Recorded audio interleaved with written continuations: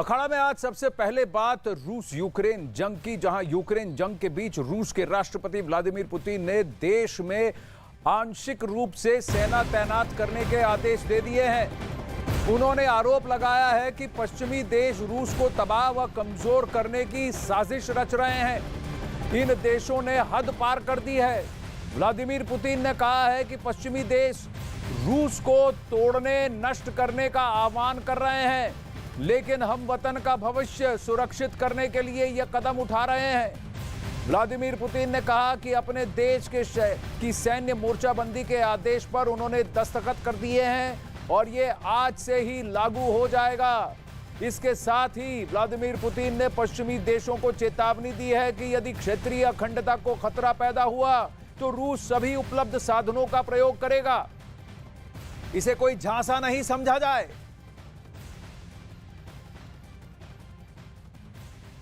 अब एटमी जंग के ऐलान के साथ व्लादिमीर पुतिन ने ऐसा प्लान बनाया है कि सांप भी मर जाए और लाठी भी ना टूटे।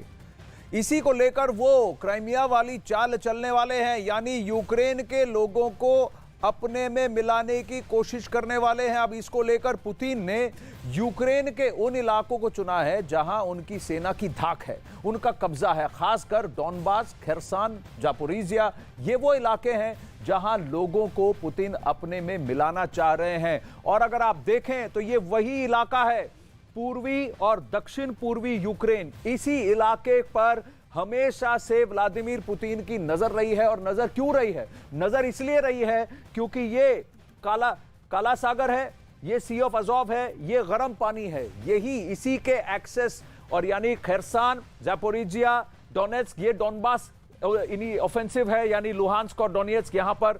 और यहां से सीधा रूस की सरजमीन से आप समुंदर को जोड़ सकते हैं, गर्म पानी के समुंदर को जोड़ सकते हैं। इसी पर हमेशा उनकी नजर रही है व्लादिमीर पुतिन की, और अब इसको वो अंजाम देना चाहते हैं। उनका यह मानना है कि अधिकांश लोग जो यहां रहते हैं वो रूसी मूल के हैं और इसीलिए इनको रूस से जोड़ना आसान हो सकता है। अब इसको लेकर पुतिन ने कहा है कि वो यहां के लोगों को सम्मान करेंगे, उनका आदर करेंगे, उन नागरिकों को कहेंगे कि देखिए आपका फ्यूचर यूक्रेन के साथ नहीं रूस के साथ है। नागरिकों के फैसलों का माना जाएगा और यहां के युवाओं को सेना में शामिल भी वो करेंगे। ये उनका कहना है कि वो यहां के युवाओं को सेना में शामिल करेंगे और इन इलाकों में रूस की सेना को कम भी किया जाएगा। तो ये सारी बातें व्लादिमीर पुतिन क्यों कर रहे हैं? क्योंकि यहां इसी इलाके पर वो कब्जा करना चाहते हैं। ये सारे पोर्ट्स, यहां सब बंदरगाह हैं, खेरसान बंदरगाह है, ज़ैपोरिजिया में न्यूक्लियर फैसिलिटी है, यहां मारियुपोल भी है, डोनेट्स्क है, और अगर ये सी ऑफ अजोव और ये काला सागर, यहां पर उनके पोर्ट्स पर उनका कब्जा हो जाए तो ओडेसा भी यहां पर है और यहां मोल्दोवा है। धीरे धीरे यहां पर भी अपना इन्फ्लुएंस बनाना चाहेंगे और इस एरिया को पूरी तरह कंट्रोल करना चाहेंगे। ये क्राइमिया है, तो यहां तक अगर जुड़ गए तो व्लादिमीर पुतिन के सारे मंसूबे कामयाब हो जाएंगे। अब इस बीच बड़ी खबर आ रही है। इस बीच रूस ने यूक्रेन की सीमा से लगते हुए इलाकों में अपने 660 एयरक्राफ्ट भेजे हैं, जिसके बाद यह आशंका जताई जा रही है कि पुतिन के ऐलान के ठीक बाद इन एयरक्राफ्ट के जरिए यूक्रेन पर बहुत बड़ा एयर स्ट्राइक हो सकता है।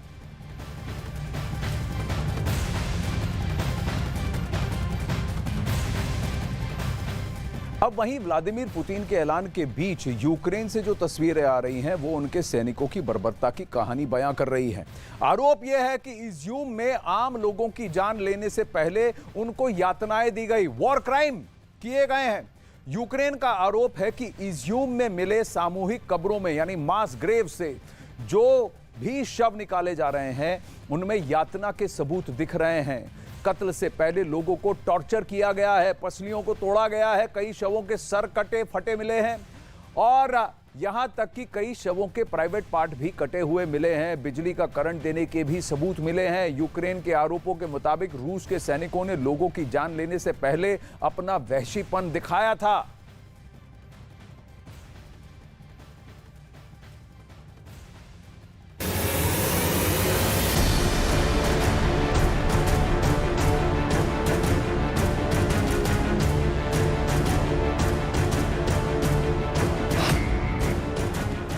के सैनिकों की बर्बरता के सबूत।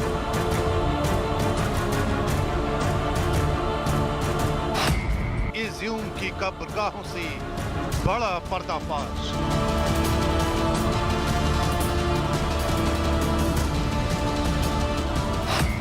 इज्यूम में मिला रूस का टॉर्चर चैम्बर।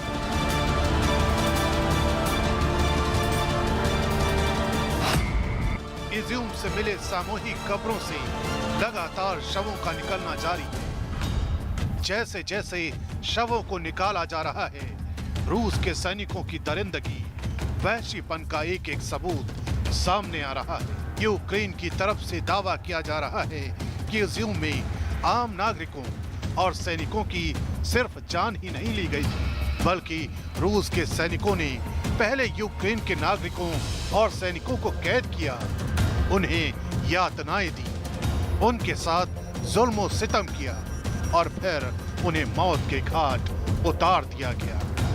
इज्यूम शहर से रूस के सैनिकों के टॉर्चर रूम भी मिले हैं, जिन्हें हम आगे आपको दिखाएंगे। लेकिन उससे पहले रूस के सैनिकों पर दरिंदगी के जो आरोप लगे हैं, उन्हें जानना और समझना बेहद जरूरी है। आरोप ये लगा है कि जो शव मिले हैं उनकी पसलियां टूटी हैं, कुछ शवों के सिर फटे हैं, कुछ शवों के हाथ बंधे हैं, कुछ के जबड़े टूटे मिले, तो कईयों के प्राइवेट पार्ट तक कटे मिले।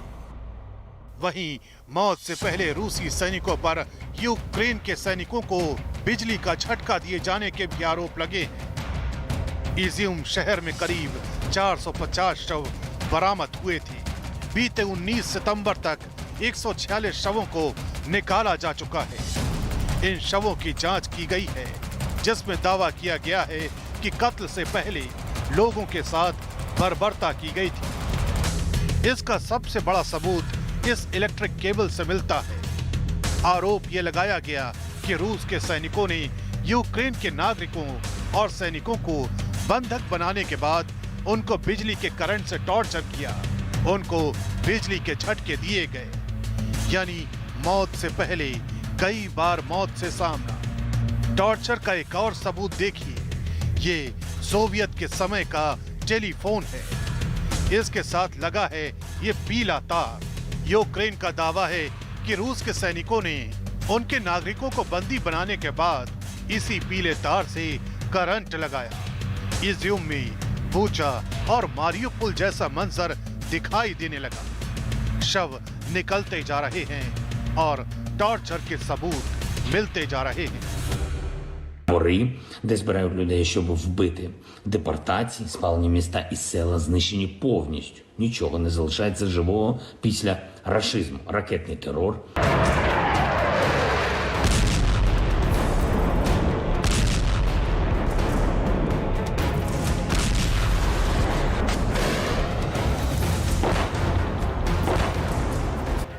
इस बीच यूक्रेन की जांच टीम को एक ऐसा पुलिस स्टेशन मिला जिसे टॉर्चर रूम कहा जा रहा है। इज्यूम के इस पुलिस स्टेशन के अंदर की तस्वीरें देखिए। दरवाजों पर एक कागज चिपका मिला, जिस पर पुलिस स्टेशन के अंदर कैद किए गए बंदियों की डिटेल्स थी। दावा किया गया कि इन कमरों को रूस के सैनिकों ने टॉर्चर रूम बना रखा था। सिर्फ इज्यूम ही नहीं, खार्किव के और भी इलाकों से ऐसी हैरान कर देने वाली तस्वीरें सामने आई। कई जगहों पर कब्र मिली है, जो रूस के सैनिकों की दरिंदगी की गवाही दे रही है। В вокзалі Козачої Лопані знайшли приміщення для тортур, знайшли інструменти для катувань током. Це просто вокзал. Катування було повсюду і було їх практикою на окупованих територіях. Так робили. यूक्रेन में इन कब्रों की जांच करने वाले अधिकारियों का आरोप है कि इज्यूम शहर पर कब्जे के बाद रूसी सैनिकों ने जबरदस्त कोहराम मचाया, आम लोगों को खूब यातना दी, निर्दयता दिखाई और उन्हें प्रताड़ित करके सामूहिक रूप से मौत के घाट उतार दिया गया। ये टॉर्चर लंबे वक्त तक चलता रहा। कुछ शवों के हाथ भी बंधे दिखाई दिए, कुछ शवों में बारूद भी मिला, तो कुछ को चाकू से काटकर मौत के घाट उतार दिया गया था। मतलब मौत देने से पहले मौत से भी भयानक जिंदगी। वहीं दावा ये भी किया गया कि ज़्योम में करीब 1000 लोगों की हत्याएं की गई हैं। उनमें नरसंहार में गोली मारकर हत्याएं की गई, तोप के गोलों से भी लोगों की मौत हुई है, हवाई हमलों की कारपेट बॉम्बिंग में भी लोगों की जान गई है। यूक्रेन के अधिकारियों के मुताबिक रूस के सैनिकों ने इतनी भयंकर क्रूरता दिखाई, घावों से पीड़ित होने के बाद भी नागरिकों को मरने के लिए छोड़ दिया गया और उनको तड़पने दिया गया, यहाँ तक कि अस्पतालों को नष्ट कर दिया गया और इलाज का सामान भी लूट लिया गया। यूक्रेन की जांच टीम ने दावा किया है कि ज़्योम में जितने भी शव मिले हैं उनमें अधिकांश आम नागरिकों के शव हैं। इन शवों के डीएनए सैंपल लिए गए, उंगलियों के निशान भी लिए गए। वहीं जहां लोगों को बंदी बनाकर रखा गया था वहां के भी सैंपल लिए गए हैं ताकि रूस की यातना के एक एक सबूत को पुख्ता किया जा सके। जांच टीम का दावा यह भी है कि आम नागरिकों को बंदी बनाने के बाद कई हफ्तों और महीनों तक अंधेरे में भी रखा गया था। हालांकि यूक्रेन के इन आरोपों पर रूस खंडन कर रहा है। रूस की तरफ से बयान आया है कि ऐसी कोई सच्चाई नहीं है। व्लादिमीर पुतिन ने आज पश्चिमी देशों पर 5 बड़े प्रहार किए। वॉल के जरिए हम आपको यह दिखा सकते हैं कि आखिर पुतिन पश्चिमी देशों को क्या कहना चाहते हैं। एक एक करके सारे पॉइंट देखें। पश्चिमी देश रूस को तबाह करने की साजिश रचे हैं क्योंकि रूस को तितर बितर करने की, तोड़ने की बात की गई थी। पश्चिमी देशों ने खतरे की लकीर को पार किया है, उस लक्ष्मण रेखा को पार किया है और रूस की अखंडता पर वार किया है, उसको चुनौती दी गई है जिसको रूस बर्दाश्त नहीं करेगा। अब पश्चिमी देशों के खिलाफ हर विकल्प का इस्तेमाल हम कर सकते हैं। तो खतरे की लकीर को पार किया है, रूस की अखंडता को चुनौती जो है वो बर्दाश्त नहीं की जाएगी। और अगला पॉइंट यह है कि उन्होंने कहा है कि हर विकल्प का प्रयोग हम कर सकते हैं। यह बहुत बड़ा इशारा है। पश्चिमी देशों के खिलाफ हर विकल्प का प्रयोग किया जाएगा, इसका इस्तेमाल कर सकते हैं। यूक्रेन में जारी स्पेशल ऑपरेशन में किसी तरह का बदलाव नहीं होगा। तो ये स्पेशल ऑपरेशन जैसा चल रहा है वो वैसा ही चलता रहेगा, ये व्लादिमीर पुतिन का कहना है।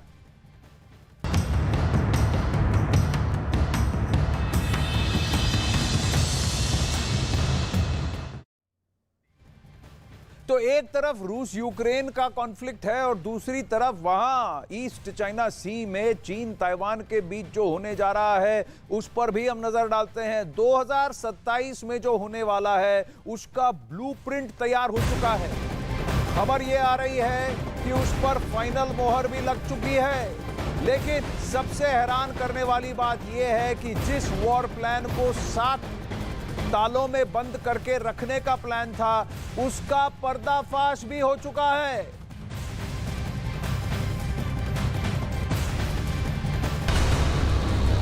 टू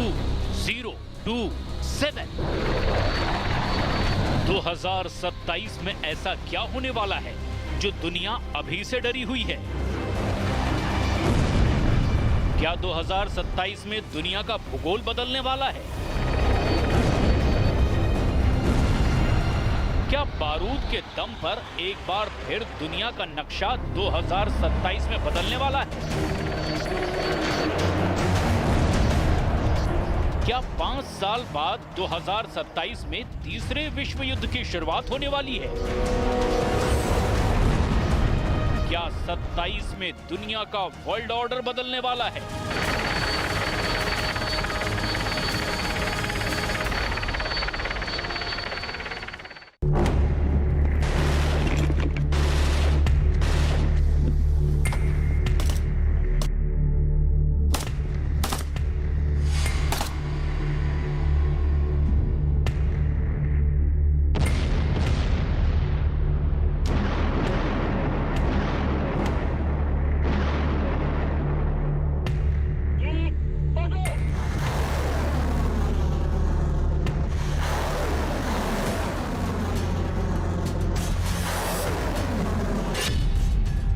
राष्ट्रपति शी जिनपिंग के दिमाग में 2027 को लेकर क्या मास्टर प्लान पक रहा है?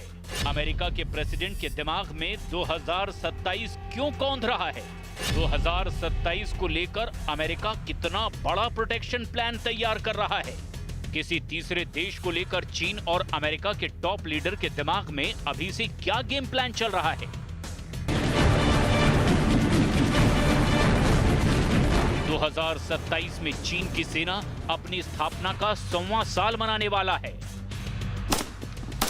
100वें साल को बेमिसाल बनाने के लिए चीन की सेना उससे पहले बहुत कुछ बड़ा करना चाहती है।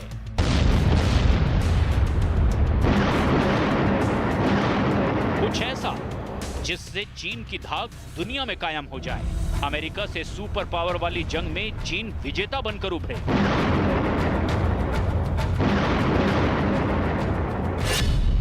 ऐसे में चीन और अमेरिका की इस जंग में क्या टारगेट ताइवान बनने वाला है?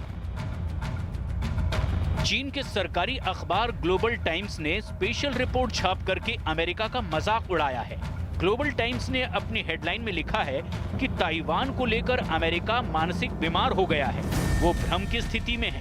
ताइवान की चिंता में अमेरिका सिजोफ्रेनिया नाम की मानसिक बीमारी का शिकार हो गया है, जिससे अमेरिका को निजात तभी मिल पाएगी जब ताइवान पर चीन का कब्जा हो जाएगा।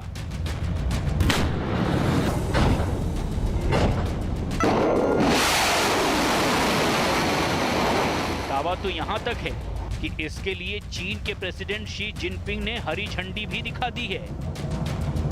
ताइवान न्यूज ने मोटे मोटे शब्दों में हेडलाइन छापकर दावा किया है कि शी जिनपिंग चाहते हैं कि पीएलए 2027 में ताइवान पर आक्रमण करने के लिए पूरी तरह से तैयार हो जाए। अमेरिका की खुफिया एजेंसी CIA के निदेशक डेविड कोहेन ने कहा है कि चीनी राष्ट्रपति शी जिनपिंग चाहते हैं कि उनकी सेना 2027 तक ताइवान पर कब्जा करने में सक्षम बन जाए। ये खबर अमेरिकी वेबसाइट CNN ने अपनी रिपोर्ट में कोहेन के हवाले से दी है। रिपोर्ट में दावा किया गया है कि चीन ताइवान अपने नक्शे में मिलाना चाहता है।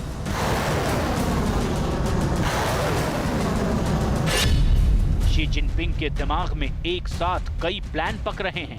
कैसे सुपर पावर बनना है, ताइवान से युद्ध कैसे लड़ना है, अमेरिका से वर्चस्व की लड़ाई कैसे जीतनी है, चीन में अपनी छवि को बुलंद कैसे करनी है। इसके लिए शी जिनपिंग ताइवान पर 2027 से पहले भी हमला करने से नहीं हिचकिचाएंगे। दरअसल शी की मंशा है कि 2027 तक चीन अमेरिका तक को रणभूमि में पटकनी देने की ताकत हासिल कर ले। ताइवान के national defence and security research institute के कार्यवाहक deputy CEO Shane Ming she ने दावा किया है कि शी जिनपिंग ताइवान पर अटैक के अपने प्लान को कभी भी बदल सकते हैं।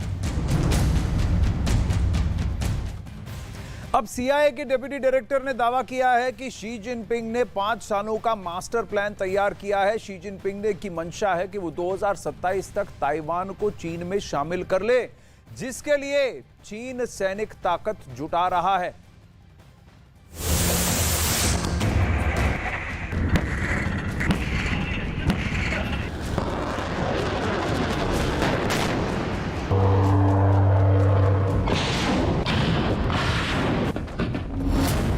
द वीक को दिए अपने खास इंटरव्यू में शेन मिंग शी ने दावा किया है कि चीन ताइवान पर तब तक आक्रमण नहीं करेगा जब तक वो अमेरिका का मुकाबला करने में सक्षम नहीं बन जाता, क्योंकि चीन को ताइवान और अमेरिका की जुगलबंदी का बखूबी अंदाजा है।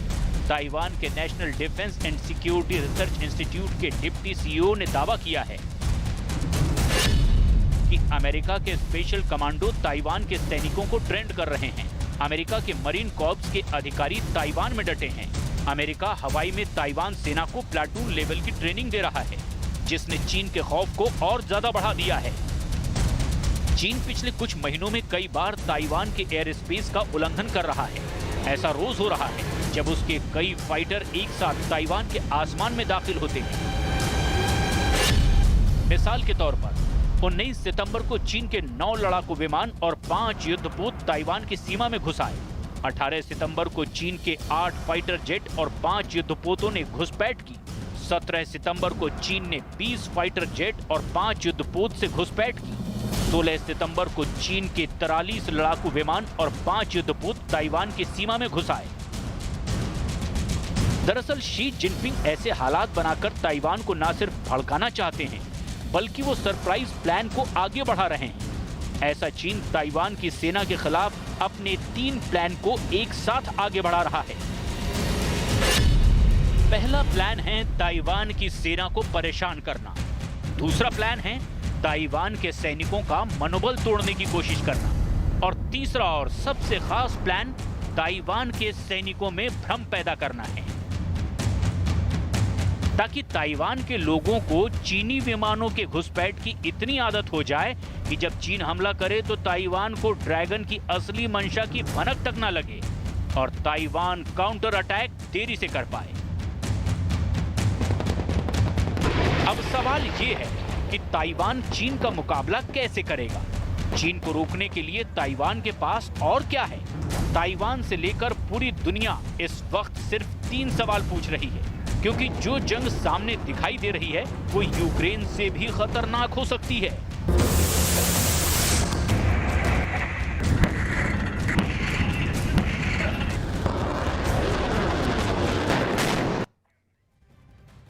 अब यूक्रेन जंग के बीच रूस के राष्ट्रपति व्लादिमीर पुतिन ने बहुत बड़ा ऐलान कर दिया है।